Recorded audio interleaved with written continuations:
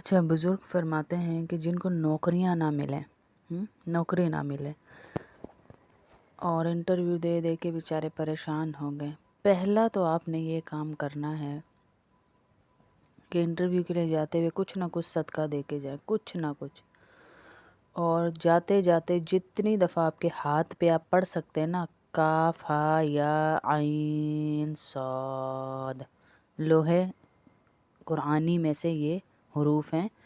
کاف ہا یا عین صاد. شروع کہاں سے کرنا ہے؟ کاف شروع کریں گے، سب سے چھوٹی انگلی جو ہے اس سے، پھر اس کے بعد ہا، پھر یہ سارے حروف کرتے کرتے انگوٹھے پہ آپ کا آخری حرف آئے گا اور آپ انگلیاں بند کرتے جائیں گے. پہلا پڑھیں گے کاف ہا یا عین صاد، یہ آپ کے حروف بند، انگلیاں بند ہوتی جائیں گی، ایک ایک حروف پڑھتے جائیں، حرف پڑھتے جائیں گے اور انگلی بند ہوتی جائے گی. اور جب آپ آفس کے اندر گھسیں، جسے آپ نے انٹرویو دینا ہے، تو اس کو انٹرویو دیتے ہوئے آپ ہاتھ وہاں جا کے کھول لیں، ہاتھ کھول لیں،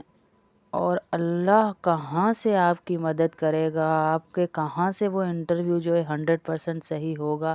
کہاں سے اگلے کے دل میں آپ کے لیے اللہ ڈالے گا اور روزی کے اسباب پیدا کرے گا، آپ سوچ ہی نہیں سکتے. یہ آزمایا ہوا ہے، یہ جاب کے لیے، انٹرویو کے لیے بھی ہے، جہاں کوئی آپ کی بات نہ مان رہا ہو وہاں بھی ہے، جہاں لگ رہا ہو آپ کو کہ اگلا میری بات پہ قائل ہو ہی نہیں رہا وہاں کے لیے بھی ہے. یعنی یہ لوہے قرآنی میں جو طاقت ہے نا، یہ اللہ کی ذات ہی جانتی ہے، ہم نہیں بس فضائل اس کے بیان کر سکتے ہیں. کاف ہا یا عین صاد، لوہے قرآنی میں یہ ایک ساتھ 5 حروف لکھے ہوئے ہیں. اس کو پڑھ کے جو بھی جس مقصد کے لیے جائیں گے، خصوصاً انٹرویو کا تو ہمارا آزمایا ہوا ہے. میں نے جتنے بچے بچیوں کو دیا انٹرویو کے لیے، نوکری پہ جانے کے لیے، باس نے کسی دن بلایا، بھائی کل آپ آ جاؤ میں دیکھ لیتا ہوں آپ کو، وارننگ دی، اس کے سامنے پڑھ کے جانے کے لیے بہترین ہے. اور دوسرا، جو بیچارے ڈگریاں لے کے بیٹھے ہوئے اور ان کی جاب نہیں لگ رہی، تو استغفار جتنی دفعہ پڑھ سکتے ہیں. کثرت، علماء کہتے ہیں کہ 313 دفعہ کثرت میں آ جاتا ہے کہ آپ کثرت والوں میں لکھے جائیں گے تو 313 دفعہ استغفر اللہ، استغفر اللہ، استغفر اللہ، یا کوئی بھی